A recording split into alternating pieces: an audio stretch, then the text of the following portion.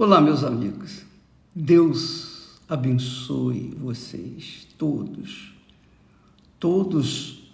os que têm sede e fome de justiça, todos os interessados em receber a maior e melhor de todas as heranças, a eternidade com Deus. Se você tem esse interesse em preservar a sua alma por toda a eternidade com Deus, na presença do Todo-Poderoso, o Senhor Jesus Cristo, então sejam abençoados, tenham o entendimento iluminado para que possa compreender a vontade de Deus para a sua vida. E é falando sobre a vontade de Deus que nós vamos responder uma das questões que mais nos tem sido feito nos últimos dias. Muitas pessoas dizem assim: ô bispo, eu não entendo como é que um pastor, um homem de Deus, de repente abre mão do trabalho, do ministério e sai da igreja e vai cuidar da sua vida. Como é que pode? Eles não eram cheios do Espírito Santo? Eles não eram de Deus? Eles não estavam ajudando outras pessoas? Então, nós vamos responder essa pergunta para dirimir as dúvidas daquelas ovelhas que são frágeis, que são ainda infantis, que são bebês, e que ainda não tem estrutura para suportar tamanha a situação. Então, muitas pessoas se desesperam, ele saiu, eu vou sair também, etc, etc, etc. Bem, veja só, você tem que entender que quando Jesus iniciou o seu ministério,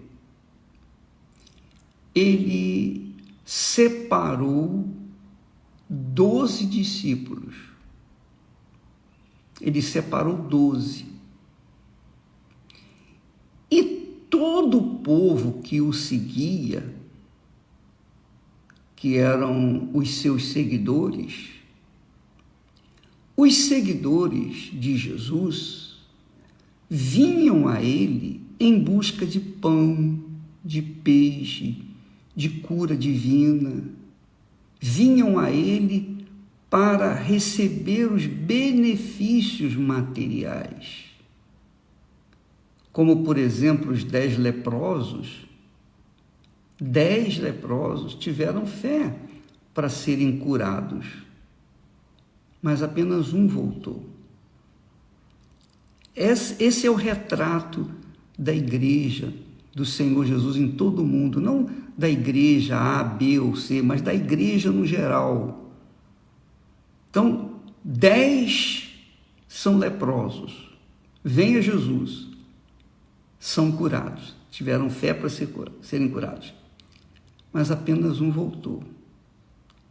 Então, esse único que voltou, tornou-se discípulo.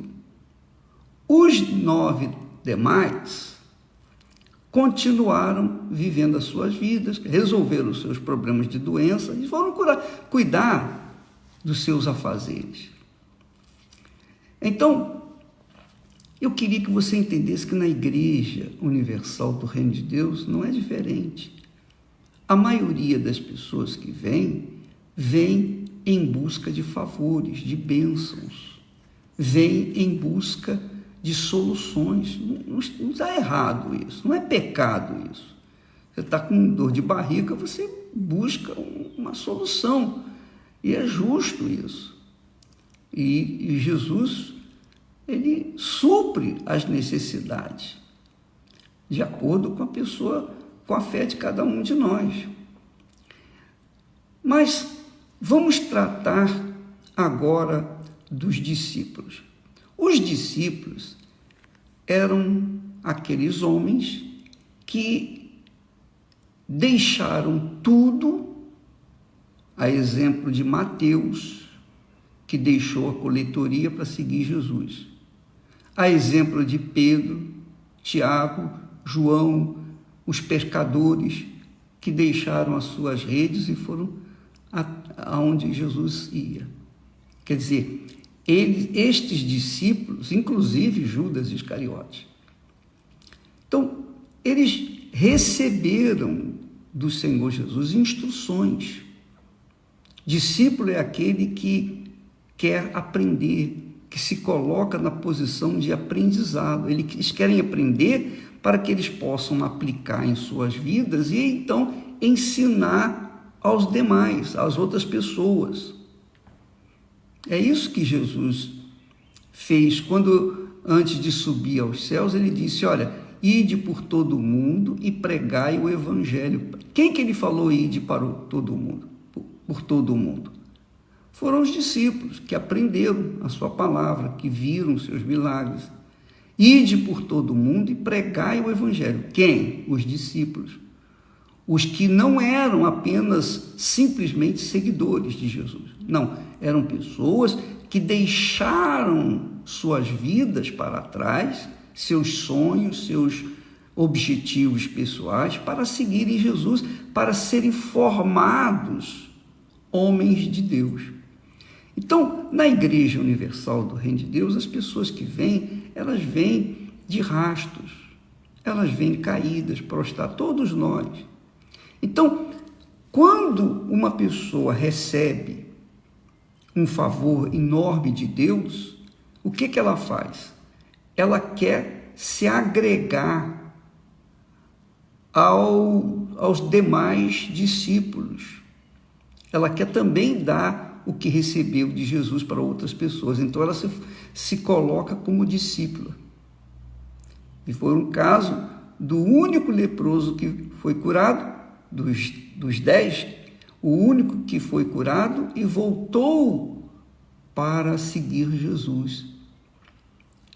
Então, na igreja, nós temos, assim, dois universos. O universo dos buscadores de bênçãos e o universo dos verdadeiros discípulos.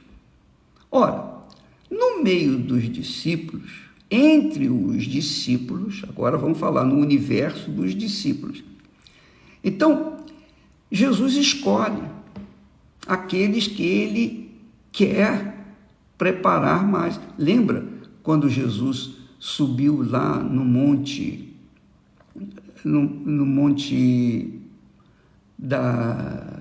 quando ele da transformação, quando o rosto dele se transformou? Lembra? Então, quando Jesus foi lá em cima naquele monte e transfigurou-se, ele levou apenas 3 discípulos, mas tinham 12. Os 9 ficaram para trás. Jesus escolheu apenas 3. Acabou. Pedro, Tiago e João. Pronto, acabou. No Monte Hermon. Jesus subiu no Monte Hermon e levou apenas, escolheu. Ele é o Senhor, ele é o mestre, ele escolhe quem ele quer. Os outros tiveram que ficar quietos, porque eles eram discípulos. E eles tinham que aprender a obediência, a disciplina. Então, os 9 ficaram para trás. E os 3 foram lá em cima com Jesus. Então, esse é um exemplo. Então, quando Jesus escolhe dos discípulos para pregar o evangelho, para ajudar outras pessoas, quando ele escolhe 2 discípulos entre os discípulos, então, o que acontece? Muitos na Igreja Universal que foram abençoados se agregam na igreja, não apenas para buscar bênçãos, mas agora eles querem também abençoar outras pessoas com seus testemunhos. Então elas se colocam à disposição. Aí começa como obreiro, não é? A pessoa se inicia desenvolve a sua fé como obreiro, depois ele passa a ser auxiliar, e depois vem como pastor, depois ele casa e etc. Ele se torna um bispo. Então ele é colocado na frente de batalha para ajudar outras pessoas. Então muitos são chamados, mas poucos são escolhidos. Dentre esses muitos chamados para fazerem a obra, para serem pastores, para trabalhar no altar, entregarem suas vidas no altar e manterem-se lá no altar, dentre estes tem gente como Judas. Tem os Judas, tem aqueles que traem, tem aqueles que começam bem, com aquele fogo, com aquela vontade de ganhar almas, mas com o decorrer do tempo, eles vão esfriando. Eles colocam a mão no arado, mas com o decorrer do tempo, com o calor do sol e a dureza do trabalho, muitos deixam de olhar para frente e começam a olhar para os lados ou para trás. Muitos. Esses homens que um dia serviram a Deus no altar e hoje estão fora do altar, estão fora digamos assim, do ministério da Igreja Universal do Reino de Deus, muitos caíram, muitos traíram, foram adúlteros, outros roubaram, outros esfriaram na fé, outros descasaram e outros preferiram trabalhar para si, não queriam mais, ficaram cansados de servirem à mesa. Lembra lá em Malaquias, Deus chama a atenção dos sacerdotes, falando, vocês dizem aí que a mesa do Senhor se apresenta um pão imundo. Deus estava falando com os sacerdotes que eles estavam apresentando um pão imundo, quer dizer, estavam trabalhando já no automático, eles não faziam por paixão, por fé, por ideal. Eles deixaram o ideal de ganhar almas e passaram a fazer porque tem um salário, tinha regalias, então eles continuaram ali. Só que, agora você presta bastante atenção no que eu vou dizer. Dentre todos os chamados, tanto os que vêm buscar as bênçãos, os abençoados foram curados, foram libertos, foram, enfim, tocados, e inclusive os discípulos, sempre tem aqueles que, ao longo da caminhada, acabam desanimando. Seja por causa de mulher, seja por causa do marido, seja por causa da família, seja por causa do dinheiro, seja por causa de adultério, seja por causa de pecado, ou seja por causa da canseira, cansaram de fazer a obra, enjoaram de fazer a obra. E eu sei, eu entendo, eu tenho essa percepção, porque se a gente não mantiver o fogo aceso, a gente cansa mesmo, enjoa. Porque a gente está na igreja para tratar das pessoas aflitas. Então vem as pessoas cada um com seus problemas, cada um traz um caminhão de problemas, e a gente fica ouvindo, atendendo, orientando, orando. Então, isso não é um trabalho fácil, não é um trabalho assim como um trabalho de um psicólogo, um médico, um dentista, um engenheiro. Não, esse trabalho é contínuo, é permanente. Então, por conta desse trabalho, que é realmente muito cansativo, muitos acabam desanimando. Mas por que desanimaram? Aí é a pergunta, vem essa pergunta, por que desanimaram? Aí eu vou responder para vocês agora. Você está assistindo a novela Gênesis. Você viu que Adão e Eva geraram 2 filhos, Caim e Abel. Caim foi amaldiçoado, Abel foi o filho pródigo, digamos assim, o filho abençoado. Foi o filho que ofereceu a Deus melhor sacrifício. Por isso ele foi justificado. Abraão gerou 2 filhos. Um filho da carne e o outro filho do espírito, digamos assim. O filho da carne era filho com outra mulher, com Agar. Não era o filho que Deus havia projetado. Aquilo ali foi um erro de Abraão, que ouviu a voz da Sara e então gerou um filho chamado Ismael. Mas também ele gerou o outro filho, que é Isaque.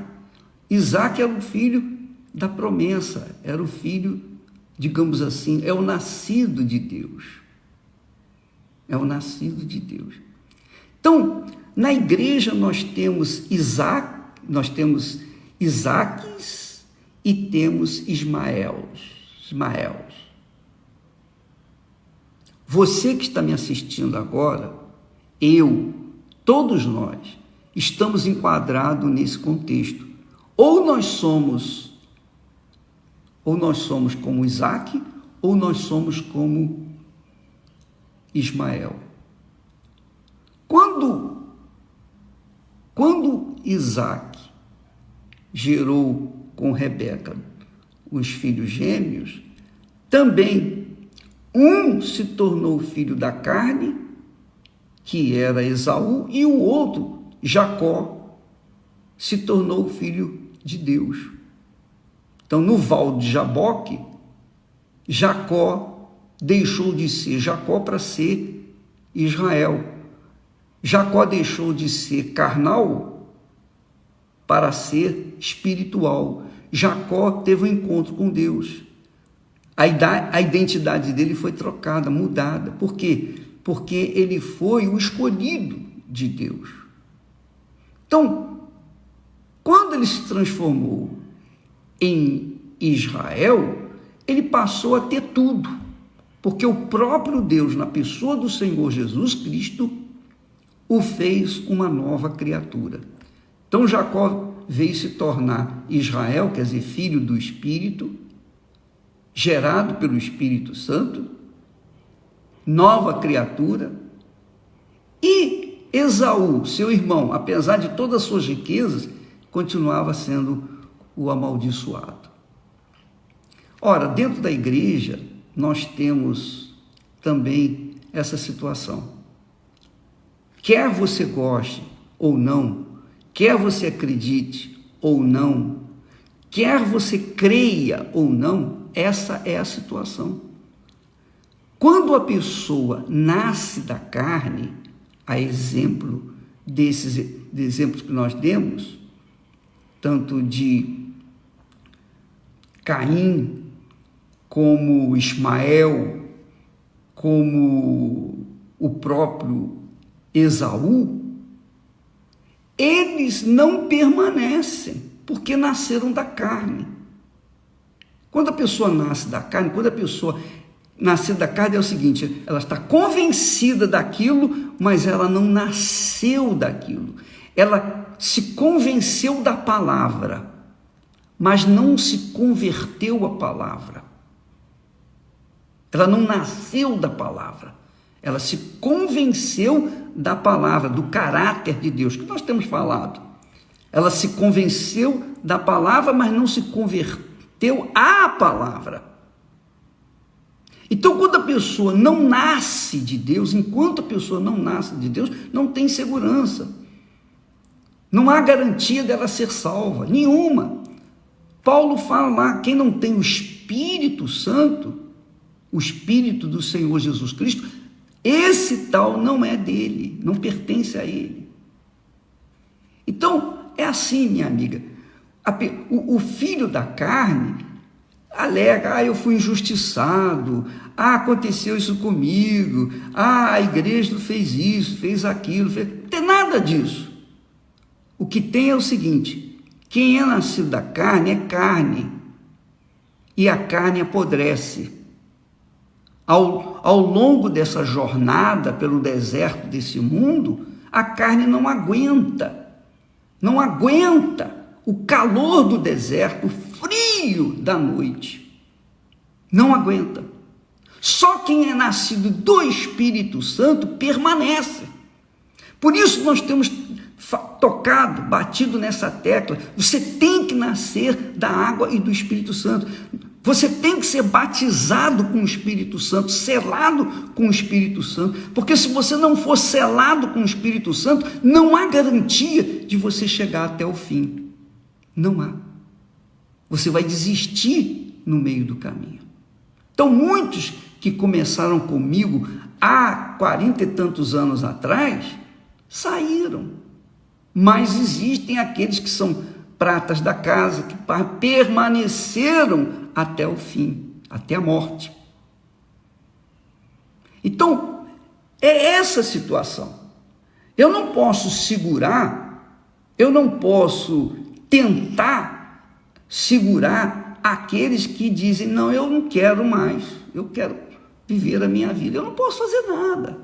Eu já chorei muito por pessoas, pastores, que, poxa, eu gostava tanto, eu estava tão afeiçoado, gostava tanto deles, e chorava quando eles, não quero mais não, vou seguir minha vida. O que eu podia fazer?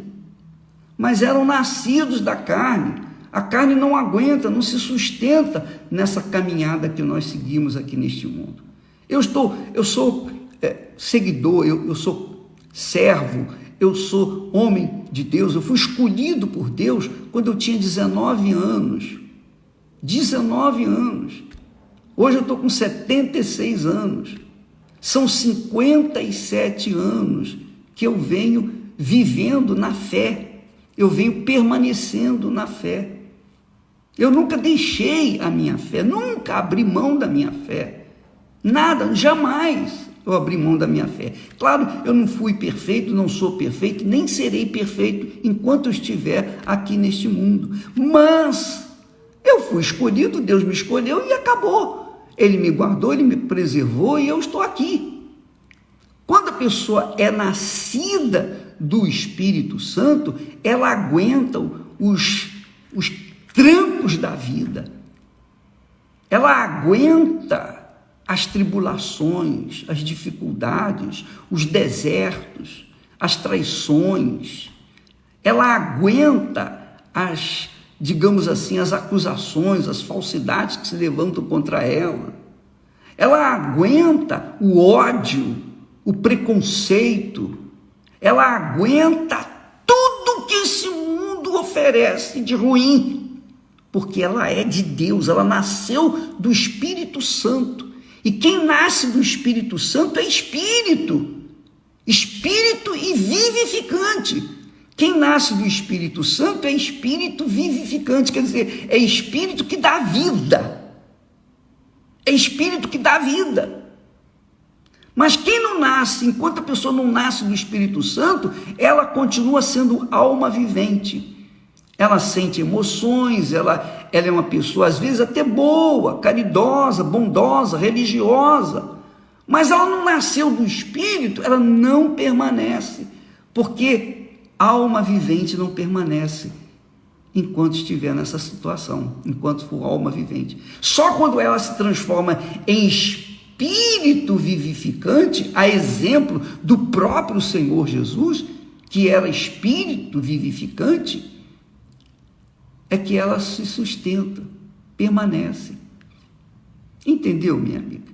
Então, o que eu estou fazendo? Eu estou tentando dar para vocês uma razão, a razão do porquê, a razão principal do porquê muitos saem, muitos vão sair, vão continuar saindo, e eu não posso fazer nada, porque não sou eu que gero a pessoa do Espírito. Quem gera do Espírito é o Espírito Santo. Ele que gera, ele que me gerou, ele que gerou Jesus. Então, se você não nascer do Espírito Santo, minha amiga, meu amigo, não há garantia de você permanecer. Com certeza não vai permanecer, não vai permanecer. Por quê? Porque você nasceu e continua tendo a mesma natureza do seu pai e de sua mãe, que é a natureza carnal, que é a natureza mundana. E aí, não adianta você ser orientada, não adianta você ser, digamos, discipulada, aprender a Bíblia, não adianta. Você pode conhecer a Bíblia de capa a capa e ainda assim não nascer de Deus. O diabo conhece a Bíblia melhor do que você, do que eu, de qualquer um de nós. E nem por isso deixa de ser diabo. A Bíblia fala, Tiago diz assim, o apóstolo Tiago diz que até os demônios creem. Mas isso não quer dizer nada, eles continuam sendo demônios. Só quando a pessoa nasce do Espírito Santo, é gerada pelo Espírito Santo, é batizada com o Espírito Santo, toma uma nova natureza, uma nova identidade que Deus faz, não é o homem, não é a religião, não é a igreja. Quem faz isso é o próprio Espírito Santo. Só quando a pessoa nasce do Espírito Santo, ela permanece por toda a eternidade. Ela permanece salva. E é claro, enquanto estiver nesse mundo, ela continua serva, ela continua no altar, ela não vai abrir mão do altar. E é por isso que Deus fala lá com Daniel. Maravilha, que maravilha. Jesus falou que aquele que perseverar até o fim, quer dizer, os nascidos do Espírito, aquele que perseverar até o fim, esse será salvo. Mas Deus falou para Daniel, o último versículo do livro de Daniel, capítulo 12, versículo 13, diz assim, Deus falando para Daniel, olha só o que Deus fala para Daniel: tu, porém, vai até ao fim. Tu, porém, vai até ao fim, porque descansarás, quer dizer, vai morrer, você vai morrer, vai descansar, mas te levantarás para tomar posse da tua herança, quer dizer, há uma herança para os nascidos do Espírito Santo. Há uma herança guardada, preservada, é a promessa de Deus para os que permanecerem fiéis até o fim, para aqueles que forem fiéis, leais até o fim. Tu, porém, Daniel, vai até o fim, porque descansarás e te levantarás, quer dizer, vai ser ressuscitado para tomar posse da tua herança no fim dos dias.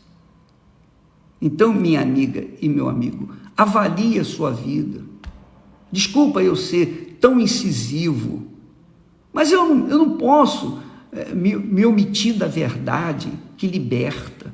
Não adianta, não adianta. Se você não nascer da água e do Espírito Santo, você não vai ser salvo, você não vai aguentar. Tudo bem, se a pessoa, na hora da morte, ela não foi batizada nas águas, ela não foi batizada com o Espírito Santo, nada, não aconteceu nada com ela, mas na hora da morte, no último momento, ela invoca o nome do Senhor Jesus, naquele momento ela é salva. Foi o caso do ladrão na cruz.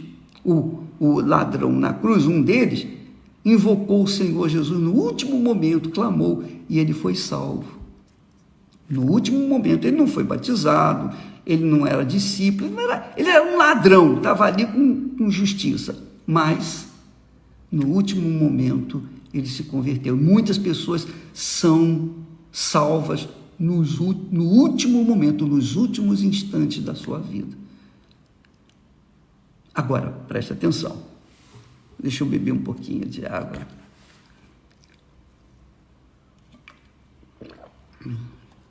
Presta muita atenção, minha amiga. O nascer da água e do Espírito Santo não depende da igreja, é claro. Não depende da igreja, não depende do pastor, não depende do bispo, não depende das pessoas, não depende de caridade, não depende de obra de caridade, não, nada disso. O nascer da água e do Espírito Santo, a pessoa tem que querer. E quem quer? Ah, bispo, todo mundo quer. Não, de jeito nenhum. A maioria quer as bênçãos. A maioria quer os favores de Deus. Mas há também uma minoria que tem sede e fome de justiça. E Jesus convida aos que têm sede: vinde a mim, e eu vos saciarei com a água da vida.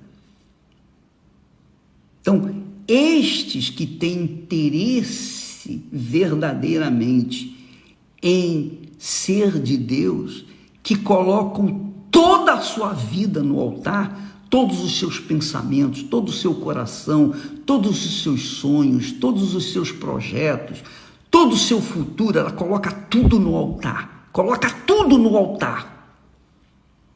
E diz: aqui está a minha vida, eis-me aqui. Ela diz para Deus: eis-me aqui. Estes é que têm o privilégio de serem envolvidos com o Espírito Santo e são nascidos de Deus. Porque eles entregam tudo. Se ficar um pouquinho só, um restinho só para fora, não vai receber. Porque é tudo por tudo.